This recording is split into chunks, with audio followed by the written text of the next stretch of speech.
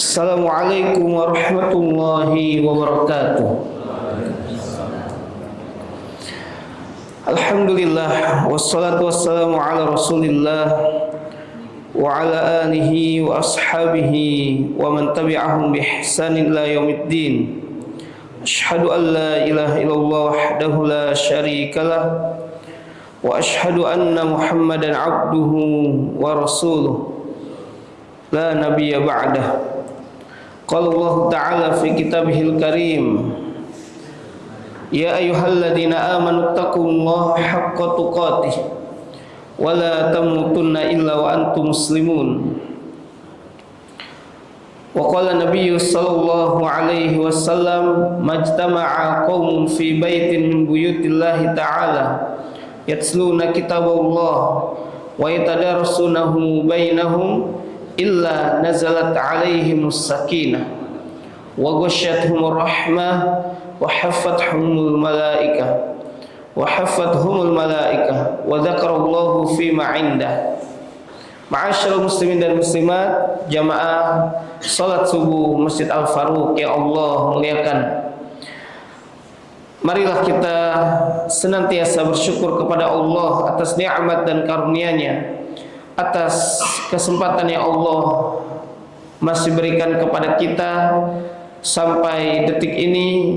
Pada hari ini Ahad, waktu subuh, tanggal berapa sekarang? 8 Februari, berapa Sya'ban? 19 ya, atau 20 Sya'ban 1447 Hijriah. Kita masih diberi kesempatan untuk beramal soleh. Mungkin sebelum kita bahas sedikit, kita membahas berkaitan dengan datangnya bulan Ramadan adalah anugerah dan karunia untuk kita semuanya. Datangnya bulan Ramadan agar kita memperbanyak amal soleh. Allah memberikan satu bulan dan di dalamnya ada waktu ataupun malam yang lebih baik daripada malam 1000 bulan, yaitu malam Lailatul Qadar. Mungkin kalau kita lihat rekan-rekan kita, saudara kita, handai tolan kita, sebagian mereka telah wafat. Mereka tidak dapat mengenyam bulan Ramadan. Kita pun belum tentu, jamaah Allah muliakan.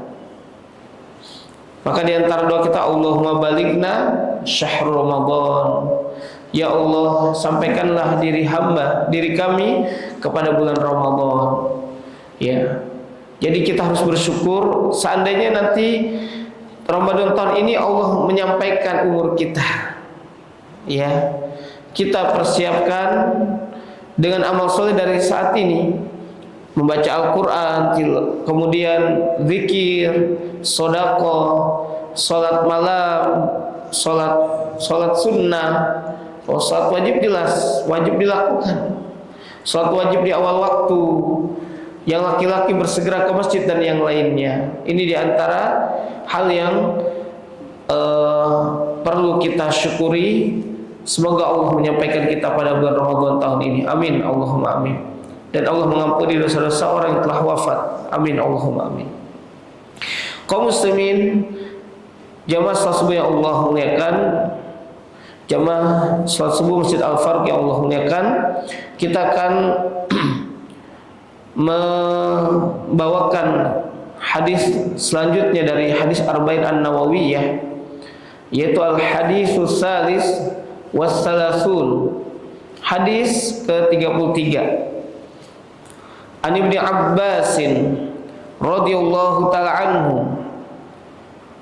semoga Allah radhiyallahu ta'ala anhuma, semoga Allah meridai keduanya, yaitu Abbas dan Abdullah.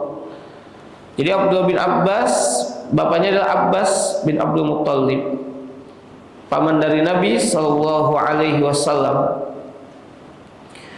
di mana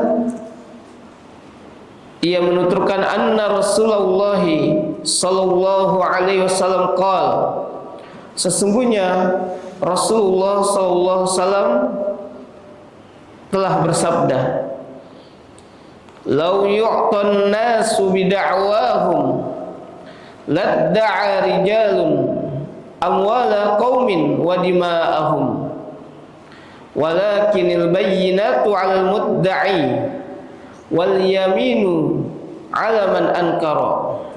Haditsun hasanun rawahul Baihaqi wa hakadha wa ba'dahu fi sahihain. Hadis ini riwayatnya hasan yang diriwayatkan oleh Al Baihaqi dengan riwayat seperti yang kita bacakan, dan sebagiannya riwayat ini terdapat di dalam sahihain, yaitu Al Imam Bukhari, Sahih Bukhari dan Sahih Muslim.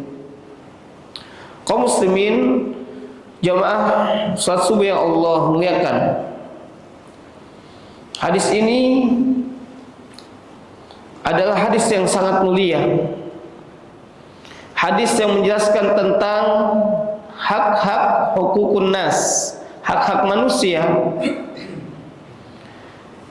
kemudian menjaga kehormatan manusia agar seseorang tidak mudah untuk mengakui hal yang memang dia tidak miliki, atau ia menuduh sesuatu yang dia tidak melakukan, ya, karena ini berkaitan dengan qudhat, artinya berkaitan dengan perkara ataupun sengketa yang senantiasa akan manusia lakukan, manusia hadapi dari zaman ke zaman, berkaitan dengan kepemilikan, berkaitan dengan tuduhan dan yang lainnya. Di sini Nabi Sallallahu Alaihi Wasallam mengatakan, "Lau yu'tan nas bid'awahum." Seandainya manusia itu diberikan ataupun dipenuhi tuntutannya, diberikan kesempatan untuk memenuhi tuntutannya, ya. Apa maksudnya? Ladda'a rijalun amwala qaumin wa dima'ahum. Niscaya orang-orang akan menuntut harta dan darah suatu kaum. Niscaya mereka akan menuntut harta dan darah suatu kaum. Maksudnya adalah, kalau semua orang yang mengadukan itu dipenuhi, itu dibenarkan, maka akan ada sebagian kaum yang mengaku itu adalah harta saya. Itu mereka telah menumpahkan darah keluarga saya dengan membunuh dan yang lainnya. Ya. Kemudian kata Nabi SAW, Nabi memberikan apa? Memberikan jalan keluar. Walakinil bayyinatu 'alal mudda'i. Ya, namun sedang, ya, bahasanya walakin, akan tapi kata Nabi SAW, orang yang menuntut itu wajib mendatangkan bukti. Al-mudda'i ada orang yang menuntut, ya, orang yang senantiasa mengaku atau mengaku-ngaku bahwasanya dia telah membunuh keluarga saya 10 tahun yang lalu, dia telah mengambil harta keluarga saya 20 tahun yang lalu, ya, masa silam misalkan, dengan pengakuan. Tapi kata Nabi, walakinil bayyinatu 'ala mudda'i. Ya, kan, tapi orang yang menuntut itu wajib mendatangkan bukti, ya. Kemudian apa? Wal yaminu 'ala man ankara. Dan orang yang dituduh, ya, atau mengingkari tuduhan tersebut wajib untuk bersumpah atau dituntut bersumpah. Jadi ini adalah jalan keluar, tidak ada jalan keluar. Yang pertama adalah orang yang menuduh, misalkan hartanya diambil, kemudian atau keluarganya ada yang dibunuh, dia harus mendatangkan bukti. Dan orang yang tertuduh, dia tidak perlu mendatangkan bukti, karena secara hukum asal kepemilikan, misalkan dia memiliki harta mobil, misalkan memiliki rumah, dia menempati rumah tersebut, mobil yang diakui oleh orang dia pakai. Orang yang tertuduh dia tidak perlu mendatangkan bukti. Hanya saja ketika memang dibutuhkan al-yamin wal yaminu 'ala man ankara. Dia wajib bersumpah menguatkan kepemilikannya, menguatkan penolakan tuduhan dari orang yang menuduh dia itu adalah seorang pembunuh dan yang lainnya. Karena orang yang menuduh dia harus mendatangkan bukti. Dan ini adalah salah satu derajat yang paling besar untuk menjaga hak manusia dan kehormatan manusia. Berapa banyak orang mengaku-ngaku dia memiliki harta seseorang, dia mengambil secara zalim, dia mengambil secara paksa, dengan hanya mengaku tanpa mendatangkan bukti. Hal itu di dalam Islam tidaklah sah. Atau dia mendatangkan saksi.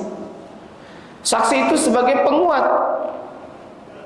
karena hakim akan membaca. Ya, jadi hakim itu memiliki trik untuk memutuskan suatu perkara. Sehingga apa? Sehingga tidak ada orang yang berani untuk mengaku memiliki barang seseorang, harta seseorang. Harta bisa berbentuk rumah, berbentuk mobil, berbentuk perhiasan dan yang lainnya. Ataupun yang menuduh itu menuduh seseorang dengan membunuh. Dia telah membunuh keluarga saya, membunuh pasangan saya dan yang lainnya. Walaupun untuk zaman sekarang sangat mudah untuk membaca suatu kasus, misalkan di hotel ada pembunuhan, di jam dan detiknya itu bisa terlihat dari CCTV. Jadi CCTV ini akan membantu sekali untuk proses penyidikan, ya, untuk proses menggali informasi dan yang lainnya. Dan orang yang sudah tertangkap kamera dan yang lain, dia tidak akan dapat menolak. Dan ini diantara CCTV ini diantara bagian dari bukti-bukti al-bayyinat yang wajib didatangkan untuk saat ini. Kalau di zaman dulu buktinya bisa mendatangkan orang lain. Buktinya adalah dengan misalkan surat dan yang lainnya. Dia ada surat-surat dan yang lainnya, atau wasiat yang diberikan seseorang kepada orang yang mengaku bahwasanya itu adalah harta saya. Bisa jadi kita sedang bawa mobil, sekarang banyak ya debt collector ya. Padahal ini oknum, dia nggak mencicil mobilnya itu lunas bayarnya atau beli cash. Disangka dia belum bayar cicilan, sehingga apa? Debt collector memberikan asumsi, ya, seakan-akan ini belum bayar dan yang lain. Dia terkadang terhipnotis. Ya, ini banyak ya di jalan. Kita lihat di sosial media, banyak oknum-oknum yang tidak bertanggung jawab untuk mengambil barang orang tanpa hak. Dan dia harus mendatangkan bukti. Mana buktinya? Ini saya surat BPKB saya, STNK saya. Kalau saya belum lunas, mana bukti? Ini ada di kantor. Dia buat pemalsuan dan yang lain. Ini penipuan banyak untuk zaman sekarang. Maka orang yang menuduh harus mendatangkan bukti. Ini yang disampaikan oleh Nabi, walakinil bayyinatu 'ala mudda'i wal yaminu 'ala man ankara. Baik jamaah yang Allah muliakan. Lau yu'ta al-mu'ti huwa man lahul haq al-i'ta' kal qadi masalan wal muslih bainan nas. Ya. Seandainya orang yang lau yu'ta artinya seandainya orang yang meminta untuk diberi kesaksian. Semua manusia diberi la yu'tan nas. Diberi apa? Diberi kesaksian, diberi kepercayaan. Nah, di sini kalimat al-mu'ti, siapa yang diberi kepercayaan untuk mendengarkan keluhan, mendengarkan aduan, yaitu man lahul haqqul i'ta'i, man lahul haqq al-i'ta', yaitu orang yang memang berhak untuk memberikan aduan. Siapa dia? Kal qadi, seperti qadi. Qadi di zaman Islam ya, keemasan Islam itu qadi. Kalau sekarang kita hakim. Sama, ya qadi hakim. Yang memutuskan suatu perkara, yang memutuskan suatu sengketa. Dan orang qadi itu orang yang berakal, orang yang cerdas, karena dia akan membaca orang yang mengadu ataupun yang diadukan. Orang yang mengadu akan beralibi demikian dengan alasan ini dan itu, dijelaskan. Orang yang tertuduh itu akan menolak tuduhannya dengan alasan dan argumen. Disinilah qadi akan membaca dengan cermat. Orang yang berakal, orang yang bisa memberikan keputusan yang bijak ya. Kemudian seperti lagi masalan wal muslih, orang yang memang diberikan untuk mendamaikan bainan nas. Muslih itu orang yang mendamaikan antara manusia. Ya makanya kalau di tingkat kita itu RT ya, Bapak dan Ibu yang Allah muliakan. RT, RW, nanti ke kelurahan lebih tinggi lagi. Tapi tingkat warga itu RT dan RW minimal. Ketika ada sengketa, ada permasalahan antara satu tetangga dengan tetangga yang lainnya, atau seorang ustadz yang memang dipercaya untuk ya memberikan nasihat dan keputusan yang bijak, dan mudah-mudahan kita bagian dari itu. Kemudian bidakwahum, mereka mengaku dengan asumsinya, yaitu bida'aihim asy-syai', dengan pengakuan sesuatu, sawa'un kana isbatan aw nafyan, baik pengakuan tersebut ya menetapkan ataupun menafikan. Seperti menetapkan al-isbat, contohnya adalah an yakula, seseorang mengatakan ana atlubu fulanan al-furiyal, aku memberikan si fulan 1.000 rial. Kemudian misal dari an-nafyu, mengingkari adalah an yunkiru ma yajibu alaihi li fulanin, seseorang mengingkari apa yang telah diberikan oleh si fulan. Ya, tadi si fulan memberikan 1.000 rial, si A memberikan 1.000 rial, B mengatakan tidak, si A memberikan si B 1.000 rial, B mengatakan tidak. Ya maka orang yang mengatakan saya telah memberikan si B 1.000 rial, si A ini harus mendatangkan bukti. Ya banyak orang sekarang mengaku ini saya telah memberikan hutang kepadanya, atau sebaliknya saya telah memberikan hutang benar, tapi yang dipiutangkan, orang yang diutangi itu tidak mau mengaku. Banyak, sangat banyak. Baik dalam jual beli secara tempo, karena tidak ada tertulis, dengan modal kepercayaan, sehingga apa? Sehingga banyak terjadi ya pengkhianatan kepercayaan. Na'udzubillah. Ini di tengah-tengah kita jemaah Allah muliakan.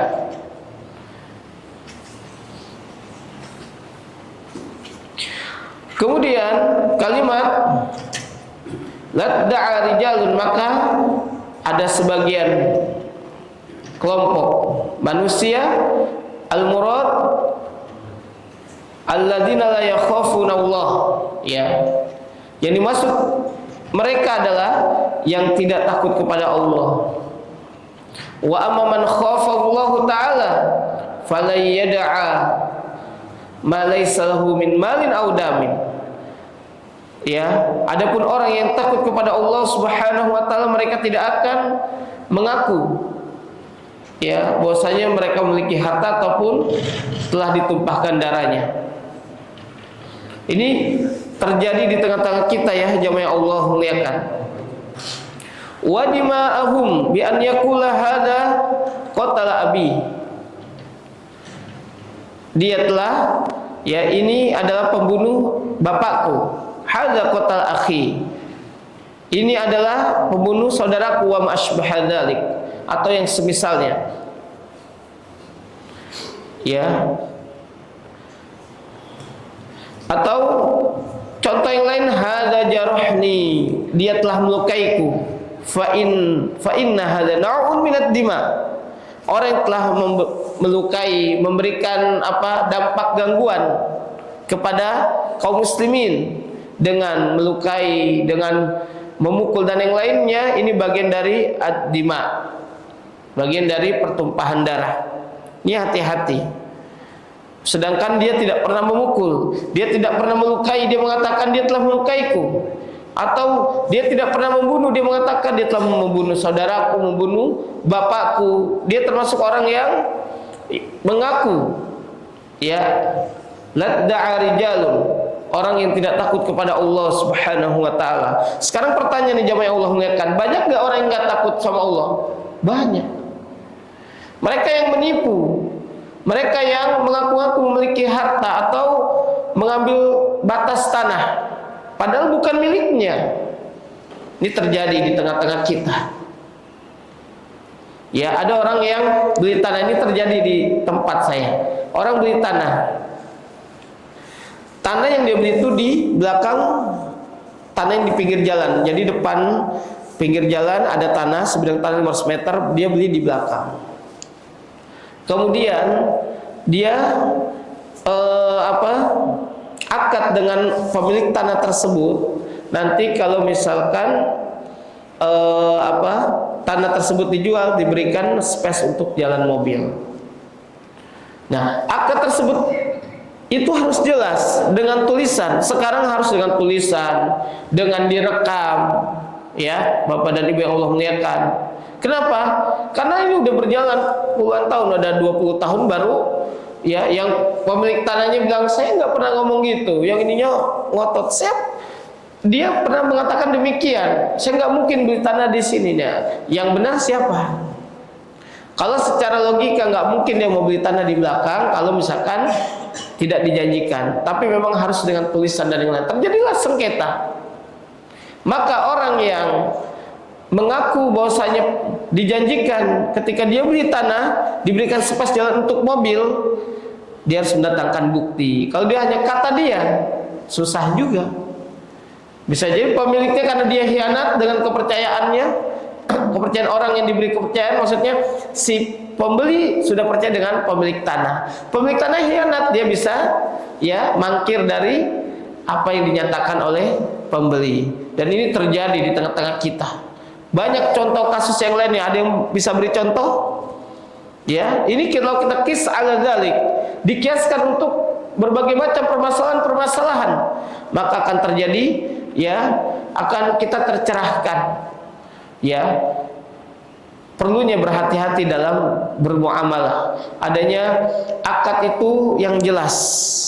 Ya, kalau sekarang dengan tulisan, dengan tanda tangan di atas materai, dengan video, sekarang sudah canggih, nggak kayak zaman dulu.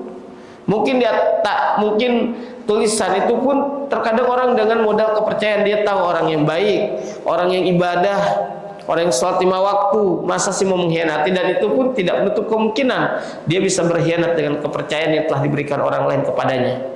Maka jemaah yang Allah muliakan, hadis ini membimbing kita untuk senantiasa, ya, berhati-hati. Baik, min fawaid hadzal hadis, fawaid, dan di antara fawaid hadis ini, anna da'wa takunu fid dima wal amwal. Bahwasanya tuduhan itu bisa terjadi pada darah dan harta. Liqaulihi Rasulullah sallallahu liqaulihi, maksudnya kembalinya kepada Nabi, amwal qaumin wa dima'ahum. Ladda'a rijalun, ya, di mana Nabi mengatakan ladda'a rijalun amwal qaumin wa dima'ahum. Ya, niscaya akan ada sebagian orang yang mengaku, ya, telah diambil hartanya, mengaku bahwa dia memiliki harta atau telah diambil hartanya atau telah ditumpahkan darahnya. Hal ini terjadi, ya. Maka Nabi SAW memberikan warning kepada kita agar kita menjaga diri dari muamalah yang demikian. Kemudian wafil amwalil manafi', ya. Jadi Nabi SAW mewanti-wanti untuk memanfaatkan harta-harta di mana harta itu memiliki manfaat. Jangan sampai harta kita ini dimanfaatkan oleh orang lain. Maka jelas ada dua kemungkinan orang memiliki harta tersebut bermanfaat bagi dirinya, bermanfaat bagi orang lain, atau harta kita dimanfaatkan orang lain. Ya, sekarang kita mau milih opsi pertama, opsi kedua. Opsi pertama, kita memiliki harta ini bermanfaat bagi diri kita dan orang lain. Kalau bagi diri kita infakkan. Ya, kita sedekahkan, itu harta kita bermanfaat. Manfaat bagi orang lain pun bagian dari pahala yang akan mengalir menjadi pemberat amal timan kita di akhirat kelak. Ketika harta kita dapat dimanfaatkan orang lain dengan kita bersedekah, membebaskan hutang seseorang, memberi makan orang, ya, kemudian memberikan pinjaman kepada seseorang, ini manfaat, ya, seperti itu. Ada harta yang dimanfaatkan orang lain.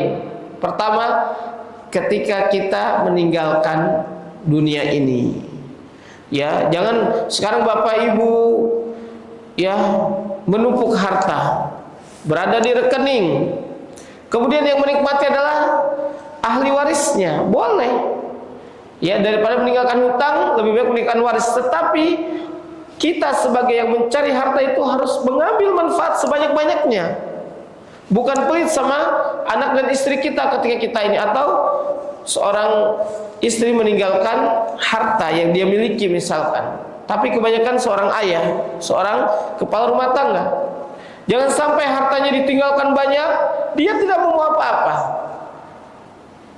Ya, apakah menjamin kalau memang anak kita anak yang soleh dan soleh itu hartanya akan dimanfaatkan untuk amal soleh juga, untuk kepentingan dakwah, untuk kepentingan dirinya, agar dia tidak meminta-minta. Dia sisihkan sebagiannya untuk sedekah untuk ayahnya yang telah wafat. Tetapi banyak ya dia menumpuk harta, kemudian dia tidak menikmati hartanya, na'udzubillah, atau hartanya dimanfaatkan oleh dengan dia ditipu, dimanfaatkan oleh ahli warisnya. Berapa banyak udah nggak disebutkan, banyak yang ahli waris menunggu kematian ayahnya. Kapan nih bapak saya mati? Na'udzubillah, ini anak yang durhaka. Maka jamaah Allah muliakan, kita harus, ya, mempersiapkan diri, ya, harta yang kita miliki harus bermanfaat bagi diri kita. Kemudian dalam hadis yang mulia ini Nabi Shallallahu Alaihi Wasallam memperingatkan orang yang senantiasa menuduh, mengaku-ngaku dia telah memiliki harta, atau dengan ditumpahkannya darah, dia harus mendatangkan bukti. Karena bukti ini sebagai, ya, qarinah ataupun kekuatan hukum di dalam Islam. Karena nggak mungkin seorang mengaku dia memiliki harta, baik itu mobil maupun rumah ataupun tanah. Sekarang banyak sengketa tanah. Orang sekarang berebut tanah, ya, yang sertifikatnya berjilid. Ada gak Pak, Bu? Berjilid, na'udzubillah. Si fulan punya sertifikat tanah tersebut, si fulan juga punya tanah sertifikat, semua. Jadi sertifikat itu bisa digandakan, na'udzubillah. Lantas yang benar yang mana? Di sini dibutuhkan, ya, kecermatan hakim atau qudot di dalam membaca, ya, kasus ini. Ini banyak terjadi, apalagi yang mempunyai backing kuat seperti dari angkatan militer dan yang lainnya. Ini terjadi di tengah-tengah kita, ya. Hendaklah ia bertakwa kepada Allah. Makanya dalam kalimat ini Syekh mengatakan alladzina al-muradu bihimul ladzina la yakhafuna Allah. Orang yang menuduh, orang yang mengaku-ngaku dia tidak takut kepada Allah Subhanahu wa taala. Karena secara umum orang yang mengaku-ngaku biasanya apa? Dia tidak jujur. Dia tidak amanah. Dia hanya mengaku kepemilikan orang lain untuk mendapatkan harta tersebut. mengaku kepemilikan tanah orang lain untuk mendapatkan tanah tersebut, ya, padahal dia tidak memiliki. Makanya kata Nabi, walakinil bayyinatu ala mudda'i, kan tapi bukti harus didatangkan oleh orang yang menuduh. Ini sangat berat di sisi Allah Subhanahu wa taala. Orang yang mengaku-ngaku memiliki tanah tetapi dia sebenarnya tidak memiliki. Ini sangat, ya, di tengah-tengah masyarakat saya pernah dapat aduan demikian. Dia ngambil tanah saya, Ustaz. Ini punya saya. Ya, dengan mudahnya dia menjual tanah tersebut ke orang lain tanpa sepengetahuan saya. Masya Allah, zalim di atas kezaliman. Ya, banyak orang zalim dan dia tidak takut kepada Allah mengambil hak orang. Kalau urusan kezaliman terhadap Allah, cukup dengan kita bertaubat. Makanya Allah itu Arhamur Rahimin, zat yang maha menyayangi. Isim tafdil Arhamur Rahimin, zat yang maha penyayang. Ya, sebesar apapun dosa yang kita lakukan, Allah akan mengampuni. Bahkan kesyirikan yang innallaha la yaghfiru an yushraka bihi wa yaghfiru ma duna dzalika liman yasha. Sesungguhnya Allah tidak akan mengampuni dosa kesyirikan dan Allah akan mengampuni dosa di bawahnya atau selainnya bagi siapa saja Allah kehendaki. Di sini para ulama mengatakan Allah Subhanahu wa taala masih memberikan ampunan kepada ahlu syirik dengan catatan dia bertobat sebelum matahari terbit dari arah barat atau nyawa sampai di kerongkongan. Allah Maha Arhamur Rahimin, At-Tawwab, yang senantiasa menerima taubat. Tetapi kalau urusan manusia sampai wafatnya orang tersebut, sampai wafatnya orang tersebut itu dia tidak meminta maaf, dia tidak mengembalikan haknya, maka akan Allah tuntut di akhirat kelak. Allah akan kumpulkan ia di tengah-tengah manusia, min awalihi wa akhirih, dari awal manusia sampai akhir manusia akan diadilkan. Alaihissallahu bi ahkamil hakimin. Bukankah Allah hakim yang sangat adil, hakim seadil-adilnya, sebijak-bijaknya, tidak ada yang Allah zalim. Maka ittaqillah, bertakwalah kepada Allah, takutlah kepada Allah. Kalau di antara kita pernah seperti itu, bertakwa kepada Allah, bertobat kepada Allah dan minta dihalalkan, minta maaf kepada orang yang kita zalimi, minta dihalalkan. Kalau kita nggak punya, bilang saya belum bisa mengembalikan. Seandainya kau menghalalkan, ini adalah kebaikan bagi engkau dan pahala bagi engkau, dan saya diberikan keringanan, doakan dan yang lainnya. Ya, mungkin kita pernah menzalimi. Gak usah kita melihat ke orang lain. Kita sendiri selama hidup pernah menzalimi orang lain, mengambil hak orang lain, mengambil tanah orang lain. Maka kita bertakwa kepada Allah, takut kepada Allah, minta penghalalan dari orang tersebut, minta maaf, ya, datangi orang tersebut. Kalau kita mau ke rumahnya, kita janjian di luar sambil kita ngopi dan yang lainnya, minta maaf, peluk. Saya memang mengakui kesalahan. Saya telah menzalimi kamu.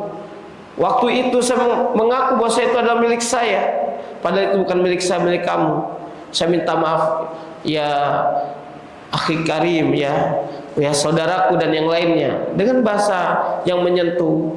Orang seperti itu, semarah-marah dengan kita diminta maaf, pasti dia akan memaafkan. Walaupun bisa ada kata orang, yaudah saya maafkan dan saya bebaskan. Ada orang seperti itu, saya bebaskan, ya, supaya Anda tidak berat nanti di pengadilan mahsyar.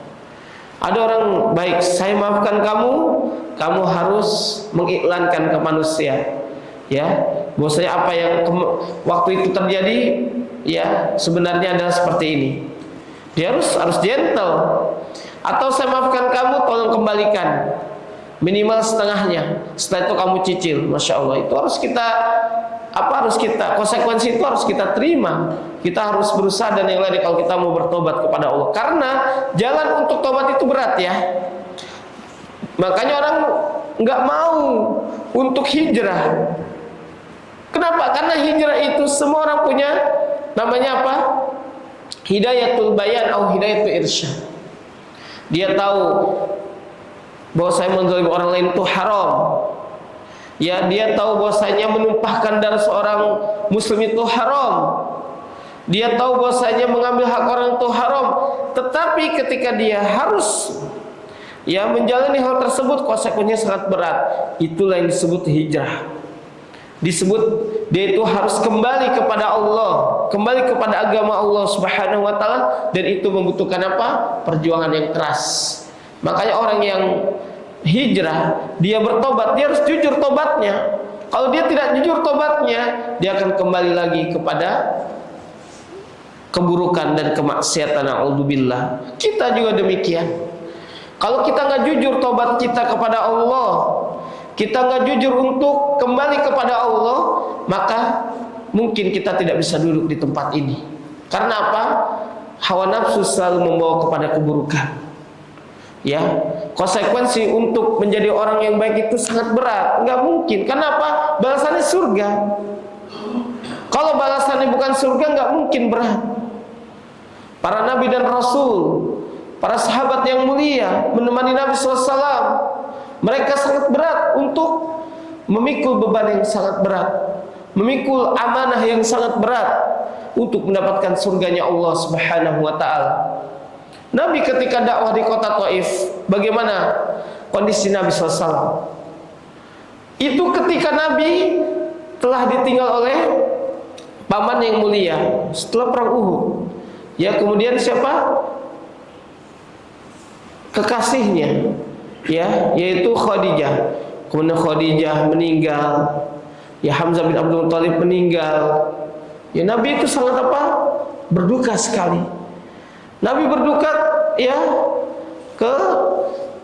jadi Nabi mohon maaf, saya bukan di perang Uhud. Jadi Nabi SAW berada di Fatrah Mekah.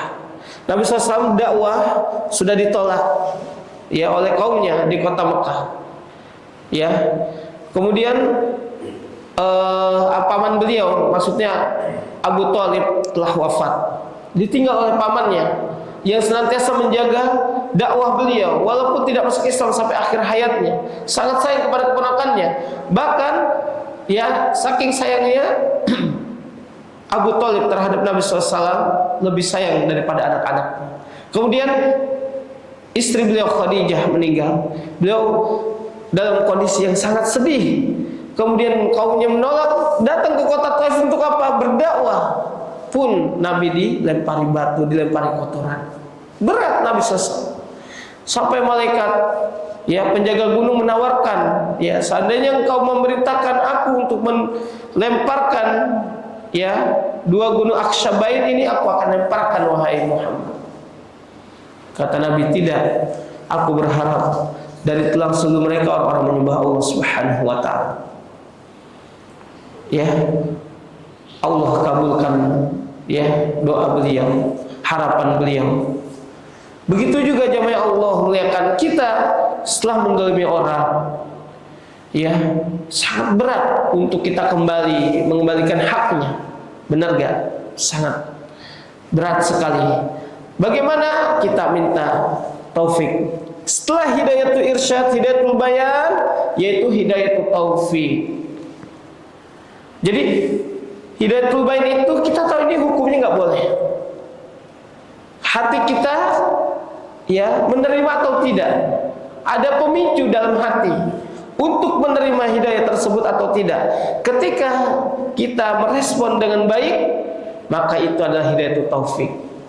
Ketika tidak ada pemicu, hati kita berpacu dengan nafsu dan ketaatan.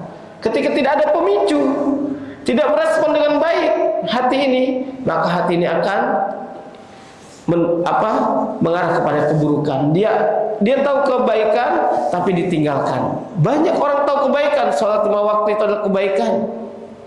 Sholat 5 waktu itu adalah menjaga kesucian, menjaga diri dari dosa dan kemaksiatan, dari kezaliman. Dia tinggalkan, akhirnya dia tetap dalam kubangan kemaksiatan. Alhamdulillah. Kita tahu sekarang bahwasanya ini adalah kezaliman. Hidayatul irsyad wal bayan sudah sampai kepada kita semuanya. Siapa yang mau mempraktekkan? mengembalikan hak orang, mengembalikan hak saudaranya, hak orang tuanya. Bahkan ada anak yang sangat zalim kepada orang tuanya, zalim kepada saudaranya. Naudzubillah. Jangan sampai di antara kita. Seandainya ada di antara kita, langsung setelah ini, ya, minta maaf pada saudara kita, pada orang tua kita, pada keluarga kita. Hak yang dia miliki kita kembalikan, walaupun dengan mencicil. Ada niat, ya, niat baik kita untuk mengembalikan. Kita punya hutang, kita belum membayar barang yang kita beli, ya, kita harus cepat kembalikan. Memang sangat berat untuk mengembalikan hak orang lain. Disinilah Nabi SAW mengatakan, Syekh Utsaimin mengatakan dari kalimat ladda'a rijalun, orang yang mengaku-ngaku alladzina la yakhafuna-Allah, mereka yang tidak takut kepada Allah. Dan itu dikiaskan dengan kondisi kita pada saat ini. Kemudian terakhir, jamaah yang Allah muliakan, ya, bahwasanya hadis ini memberikan kepada kita pelajaran yang sangat penting, bahwasanya anna syari'ata ja'at li himayati amwalan nas wa dima'ahum anit tala'ib. Ya, bahwasanya syariat ini datang untuk menjaga harta manusia dan menjaga darah manusia. Ya, bahwasanya orang yang terjaga harta, terjaga darahnya, itu disebabkan ia menerapkan syariat. Coba sekarang adanya pembunuhan, adanya perampokan, adanya, ya, yang di jalan langsung ini begal, ya, pembegalan. Kenapa? Karena dia tidak mengerti syariat atau tidak dihidupkannya syariat. Kalau dia mengerti syariat, dia mengamalkan syariat, dia tidak akan berani untuk mengambil harta orang. Datangnya syariat di himayati amwalan nas, menjaga harta manusia, menjaga wadima'ahum, yaitu menjaga darah manusia. Pembunuhan setiap hari. Kalau kita lihat berita baik yang cetak maupun elektronik, sekarang gampang kita searching. Pembunuhan hari ini coba, pasti ada. Perampokan hari ini ada. Pembegalan hari ini ada. Manusia jauh dari ajaran Islam yang benar. Dan oknum, notabene orang-orang Islam, naudzubillah. Dan ini adalah tugas kita semuanya. Tugas dari awal, dari dia kecil, pendidikan yang benar terhadap agama Islam, pendidikan terhadap pengenalan agama Allah, mengenal Rasulnya, mengenal syariat Islam, agama Islam, sehingga apa? Dia tidak akan terjatuh kepada jarimah, ya, dosa dan pelanggaran. Ya, maka kita senantiasa meminta kepada Allah Subhanahu wa taala agar Allah menjaga diri kita, keluarga kita dari, ya, kezaliman. Kezaliman ini adalah perkara yang sangat dikhawatirkan oleh Nabi. Ittaqu da'watal madlum, atau ittaqi da'watal madlum, berhati-hatilah kalian terhadap doanya orang yang terzalimi, karena antara dirinya dengan Allah tidak ada pemisah. Ya. Jadi walaupun orang kafir, ya, Bapak Ibu yang Allah muliakan, ketika dia terzalimi, Allah akan kabulkan doanya. Ingat, orang kafir dia tidak ibadah kepada Allah, manusia yang paling hina, yang tidak pernah menyembah Allah. Tetapi ketika dia berdoa atas kezaliman orang lain, orang Islam yang menzalimi orang kafir, tetangga kita dizalimi, dia berdoa, dikabulkan oleh Allah. Di sini Allah memakai apa? Kebijaksanaannya, keadilannya. Bagaimana yang dizalimi orang Muslim?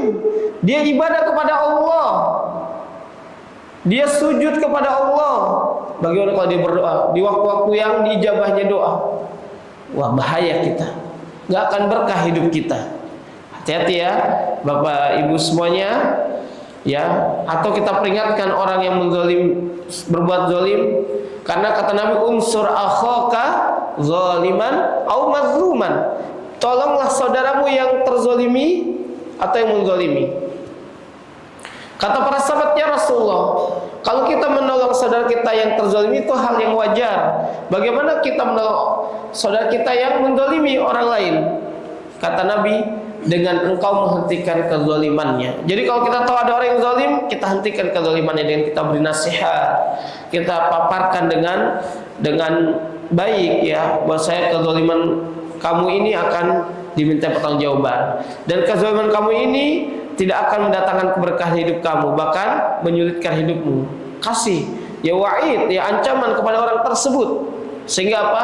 Orang tersebut takut kepada Allah, kemudian mengabaikan hak orang lain. Wallahu a'lam bishawab. Mungkin ini saja yang dapat saya sampaikan. Semoga dengan mempelajari hadis yang mulia ini kita terselamatkan diri kita dari kezaliman. Ya, kita berusaha untuk menjauhi kezaliman karena kezaliman adalah kegelapan di hari kiamat. Kezaliman akan dituntut nanti di hari kiamat. Wallahu a'lam bishawab. Mungkin ada pertanyaan dari jamaah semuanya, Bapak dan Ibu yang Allah muliakan, dipersilakan. Dingin ya Bapak Ibu ya. Oh ya. Pardon. Waalaikumsalam warahmatullahi wabarakatuh. Amin Allahumma amin. Tadi disampaikan bahwa untuk yang menuju harus dikatakan bukti dan yang menuju harus bersumpah. Ya, bagaimana kaidah sumpahnya atau kaidah misalkan di hakim atau seperti apa? Sedangkan yang fenomena yang kita jumpai ini kan bahkan dua-duanya disumpah dengan dalam berarti sumpah pocong apa itu. Mungkin kalau ada kajian terkait Iya, sumpah. Baik, pertanyaan yang sangat bagus. Ya, bagaimana penerapan sumpah bagi orang yang dituduh? Ya, sekarang yang terjadi praktek masyarakat ada namanya sumpah pocong untuk membuktikan atau sumpah di atas Al-Quran. Tidak perlu sumpah dengan nama Al-Quran kayak orang yang dilantik, bukan. Sumpah itu dengan atas nama Allah. Demi Allah, demi Rabb semesta alam, Allah Subhanahu wa taala, saya bersumpah apa yang dituduhkan dirinya atas saya tidak benar. Karena apa? Jangan main-main dengan kita, main-main sumpah. Orang kan kalau demi Allah, kadang mudah. Ya, dia untuk menolak ya apa tuduhan. Padahal dia melakukan, misalkan demi Allah saya enggak ini. Padahal dia sebenarnya melakukan demikian untuk apa? Meyakinkan orang. Tetapi kalau kita tahu kaidah, para ulama itu menjelaskan tentang kaidah sumpah. Ketika kita bersumpah, ya apalagi atas nama Allah Subhanahu wa taala, ini sangat besar di sisi Allah. Dan ini akan berat nanti, baik di dunia maupun di akhirat. Konsekuensinya sangat berat. Bersumpah atas nama Allah Subhanahu wa taala, maka kita nggak boleh menggampangkan sumpah kecuali itu nggak percaya. Saya pun demikian. Misalkan ada perkara yang ini, kok ini nggak percaya? Apa saya perlu bersumpah atas nama Allah untuk engkau percaya, kan bisa gitu. Itu jadi sumpah itu adalah alternatif opsi terakhir. Maka dijelaskan sumpah wal yaminu ala man ankara. Orang yang dituduh itu, orang yang mengingkari itu harus bersumpah. Ya, itu dengan catatan itu opsi terakhir sumpah tersebut, bukan di awal. Kenapa? Gampang aja yang dituduh. Boleh, kamu nuduh saya kan, misalnya lagi bawa mobil nih, kamu ngaku ini mobil kamu, baik, datangkan bukti dah. Dia datang bukti dengan beralibi ini itu. Orang sebagian percaya dengan alibinya. Tapi kan nanti kembali kepada si yang dituduh. Saya belum, itu bukti yang tidak akurat, ya. Sekarang apa? Opsi terakhir, saya akan bersumpah. Saya nggak mau bersumpah dulu, kenapa? Orang saya yang punya. Karena yang dituduh kalau dia nggak melakukan santai aja, kecuali orang dituduh memang benar-benar dia pelakunya atau dia memang tidak memiliki barang tersebut, ya. Kemudian yang menuduh itu mau mengambil haknya dengan mengatakan itu adalah mobil saya, itu adalah tanah saya, ataupun itu adalah mobil apa rumah saya. Nah, kembali bagaimana kaidah sumpahnya? Dikumpulkan orang. Ya, kalau di sini kudot hakim, misalkan di sini ada seorang ustadz. Ya, karena kita nggak ada kudot ya, kecuali langsung ke hakim secara legal. negara, ya kan? Kalau misalkan di masyarakat cukup nggak usah sumpah pocong, itu bukan dari syariat Islam. Ya, itu perkara yang mengada-ngada. Nggak ada sumpah pocong. Sumpah itu hanya kepada Allah. Ya Bapak Ibu yang Allah muliakan. Duduk tokoh-tokoh yang memang memiliki kapasitas untuk menyelesaikan masalah ini. Itu yang pertama. Kedua, seorang ustadz, orang alim, orang yang mengerti agama. Dia akan menjelaskan tentang ya perkara ini. Yang ketiga, pasti kan si ustadz akan memberikan nasihat, ittaqillah. Ya, dengan pertemuan ini, pertama saya sebagai tokoh agama mengingatkan untuk bertakwa kepada Allah. Dari dua yang bersengketa, yang terbaik adalah islah, saling memaafkan, ya, saling berdamai. Pertama dinasihatkan dulu. Kakak, enggak Ustadz, ini milik saya. Oh, ini milik saya kok. Baik, ya, baru datangkan bukti. Kan jelas, datangkan bukti dulu orang yang menuduh. Tidak ada buktinya, ya bisa diberikan putusan bahwasanya buktinya tidak kuat, tidak akurat, dan atau sebaliknya, orang yang menuduh itu memiliki bukti yang kuat, yang tertuduh tetap kekeh, baru dia berani gak bersumpah atas nama Allah. Oh berani, sekarang orang berani memang. Maka tadi kaidah sumpah seperti apa? Cukup dengan mengataskan demi Allah, ya, bahwasanya apa yang dituduhkan kepadanya terhadap diri saya itu tidak benar. Cukup, ya, sehingga apa? Sehingga akan jelas, ya, mana yang ini. Nanti ada korinah lain, karena seorang hakim, seorang kudot itu memiliki trik dalam menyelesaikan masalah. Dia kokoh ini pasti nanti ada titik benang merahnya, ya, mana yang benar, mana yang salah. Itu nanti memang masalah pelik, apalagi kalau nanti kita ke hakim yang legal, ya, hakim negara, itu lebih pelik lagi. Ini kita sederhana, ya, kalau di masyarakat kita duduk dengan bermusyawarah, ya, kemudian secara kekeluargaan kita akan mencari titik terang siapa yang benar, siapa yang salah. Kalau memang tertutup tidak masalah, karena yang salah itu kan dia malu, udah. Kita secara tertutup aja, orang-orang tertentu yang akan menyelesaikan. Tidak perlu banyak orang. Kalau banyak orang, ini agak riskan. Orang yang menyelesaikan itu harus punya pengalaman. Kenapa? Kalau enggak, karena kalau banyak orang, dia akan membela diri mati-matian untuk membela dirinya, walaupun misalkan salah. Kalau yang benar jelas, berani dia mati-matian karena memang dia dalam kebenaran. Tapi yang salah juga nggak mau kalah. Kenapa? Karena di depan manusia banyak orang. Di depan banyak manusia, di depan banyak orang, dia nggak mau hilang kehormatan dirinya, keluarganya, dan yang lainnya. Kembali lagi, secara ini sederhana saja. Kalau secara ketentuan di dalam negara kita adanya hakim, pelik pasti. Tapi kalau secara kekeluargaan di balai desa, balai warga, orang-orang tertentu secara tertutup, panggil orang-orang yang memiliki kapasitas, insya Allah itu akan terselesaikan. Yang terpenting, ya, orang yang dituduh itu dia harus bersumpah.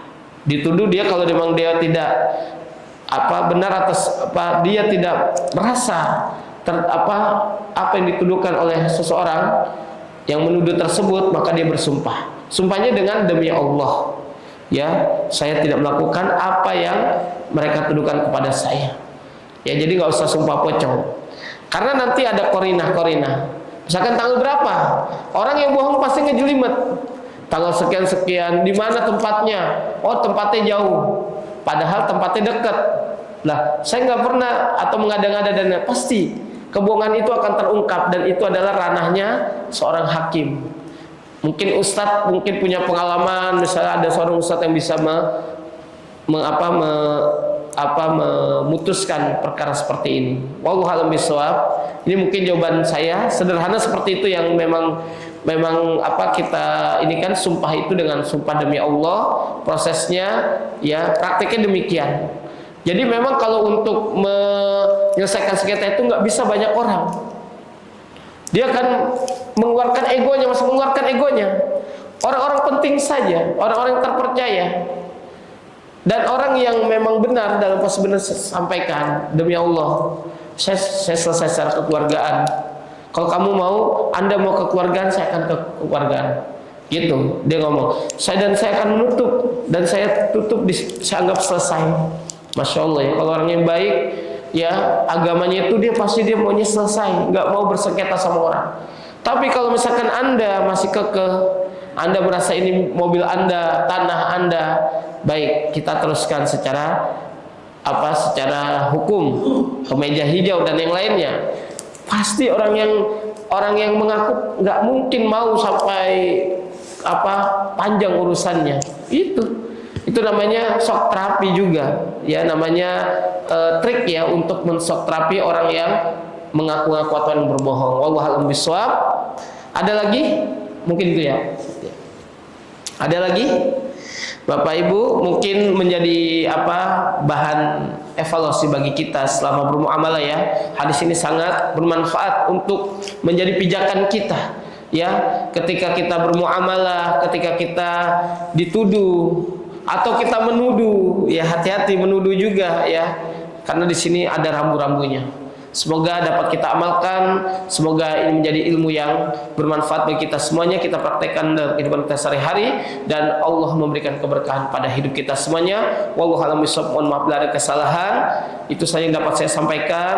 Yang benar datang dari Allah, yang salah datang dari saya pribadi dan dibisikkan oleh syaitan. Saya memohon ampun kepada Allah, dan semoga Allah membimbing kita di atas jalan hidayah, jalan kebenaran dan istiqomah sampai akhir hayat. Amin Allahumma amin. Marilah kita tutup perjumpaan kita dengan doa kafaratul majlis. Subhanaka Allahumma wa bihamdika asyhadu an la ilaha illa anta astaghfiruka wa atubu ilaik. Terima kasih banyak atas perhatian Bapak Ibu semuanya. Assalamualaikum warahmatullahi wabarakatuh.